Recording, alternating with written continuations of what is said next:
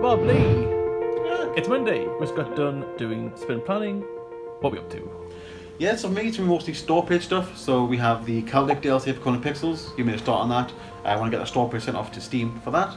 As well as that, we have a lot of prep for Hexseed as well. So we're working on that as well towards the end of the week. And then probably more localization for the achievements, for the loop achievements. And yeah, for Skystead Ranch stuff, I'll be working on control support still, trying to get that finished off. I think the plan is for us to try and get a build done for the end of April. So we're basically just going to be trying to get everything ready for that. Lots of re-importing, lots of trying to get things working again, because you can't grow things at the moment because you can't get them from the shop. So there's a lot of things that he's doing. And yeah, for me it's going to be the Celtic DLC like Lee said, as well as going through the giant list of asset fixes for Skystead. I think that's going to be the bulk of my week. Laura's going to try and learn animation. So oh yes, that'll be fun. Have fun, Laura. Okay, so I've been working on more controls. Gamepad controls, I guess. Yeah, so I managed to get the character moving around a lot better. I've added a bit of acceleration and deceleration so that he's sort of like, it's a bit more floaty. It feels a lot nicer to play. Same with like keyboard controls. It's just a lot more floaty and a bit more. It feels a lot nicer. I've also managed to get the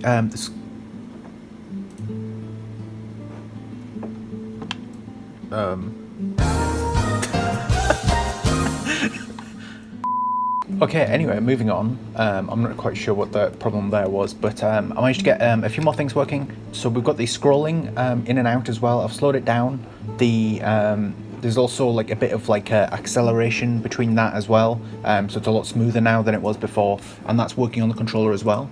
The controls that we had for going left and right, I've disabled the snapping back to the middle point of view. So now you can essentially change the... Why is it lagging so much? It's crazy.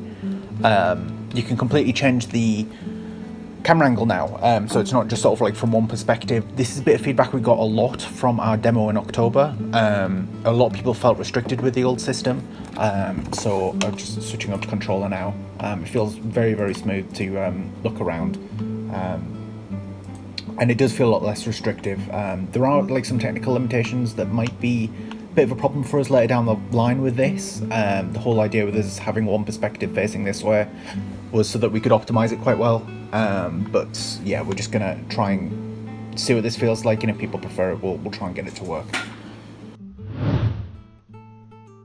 So you probably can't show much of this off, so most of this will be blurred out, I imagine. But yeah, I've been going through relearning how to set up the news posts for the Nintendo Switch, because we have the Year 3 Pass coming out in 2 days from now. So we've got the Year 3 Pass over here. You see the Year 3 Pass asset. That news is coming out in 2 days time, but then I've gone ahead and preset or scheduled all the posts for all the individual DLCs as well. And this is across both Europe and America. You see there, this is for the European and Australian Nintendo Switch accounts, and then over on this page here I've got the same tabs open, but again, same ports but distributed to the Americas. Other than that, it's just been the Celtic pack for Colour and Pixels. Hopefully this works. No, it doesn't work yet. It's been sent off to Steam for review, so I've got the assets made there and the start of the build and everything ready to go as well.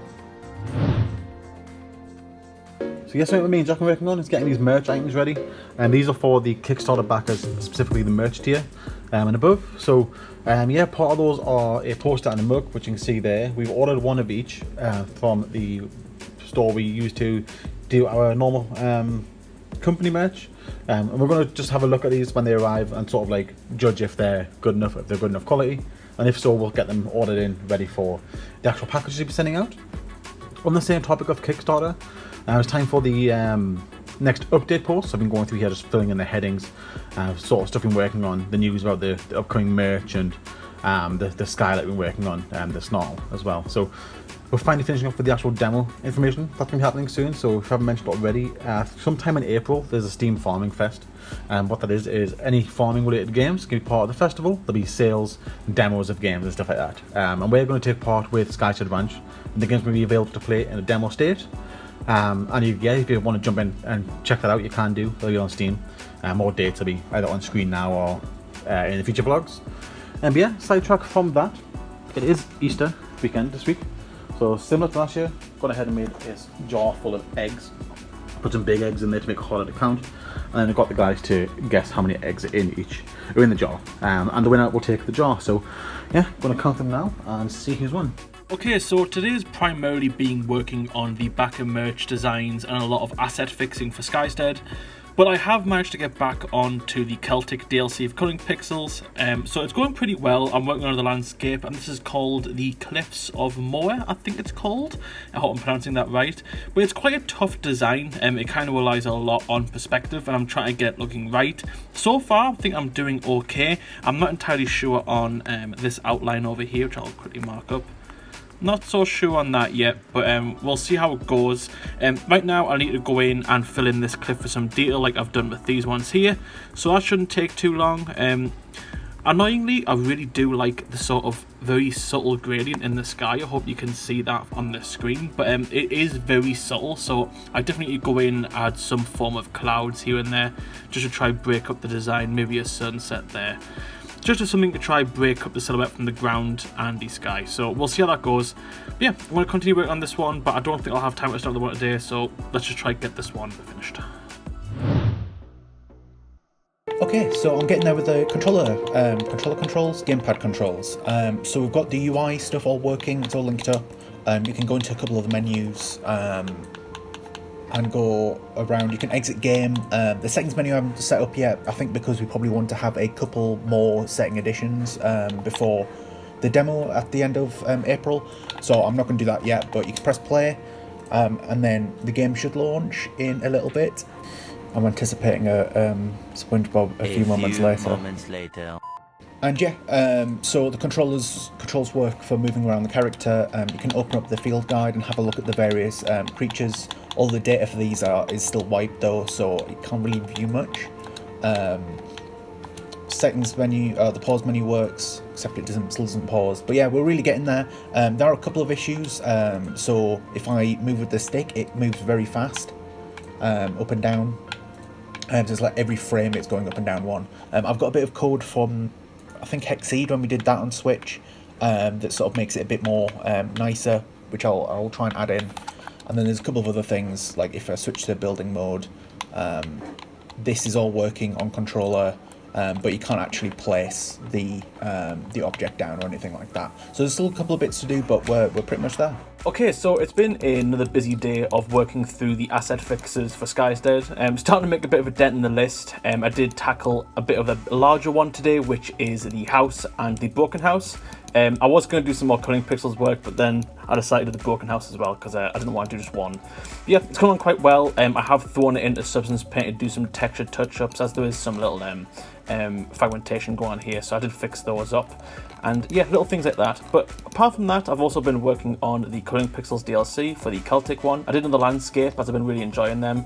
I'm not even going to try to pronounce the name of this because I know for a fact I'll butcher it. But overall, I'm quite happy with it. It definitely looks like the reference I went from. I did touch up a bit of the sky as well and make it a bit more vibrant. But yeah, overall, pretty happy with that one. Guys, it's the weekend. Bank holiday weekend as well. Yeah, oh, Thursday, short week. 4-day weekend. Yeah. But in terms of what's coming up next, so when this vlog comes out, there'll be still another week to go before the Celtic DLC comes out. Make sure you check that out. As well as that, we have the next Hexseed DLC coming out later in the month as well. That store page is out already, so head over there, much like that. And if you play on Nintendo Switch, the new Hexseed Year Pass has just come out as well, so make sure you head over to the e-store and check that out as well. Yeah, and thank you to all our Patreon members, our Discord members, everyone who joined the stream that I'll be doing next week. Thank you. I confused myself.